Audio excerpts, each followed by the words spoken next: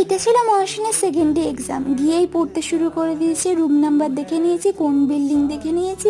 তো এখানে সবাই যেহেতু পড়ছে আর এক্সামের দিন বলে কথা, তো একটু ক্যামেরাটা নিয়ে ব্লগ করতে বা রেকর্ড করতে লজ্জাই লাগছিলো, কারণ ও দেখছে। তো আমি ক্যামেরা ফোনটাকে নিচু করে রেকর্ড করছিলাম।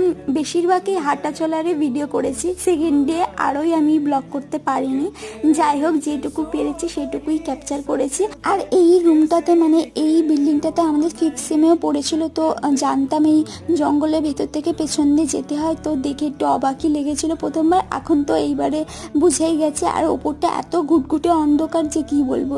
আর এইটা দেখো পুরো ভুলভুলাইয়া টাইপের। তো গিয়েই এখানে বেঞ্চ নাম্বার দেখলাম, আমার আগের বেঞ্চে সোমার পড়েছিল, তো একটু খুশি হয়ে গেছিলাম। কিন্তু যা গার্ড পড়েছিল একে ওপরের দিকেই তাকাতে পারিনি। এই 3 বছরে জানি। আর একটা লাস্ট দিন এক্সামের উপর নির্ভরশীল ছিল, সেটা নিজের কলেজে ছিল। তো সেই দিনও দেখা হচ্ছে, টাটা।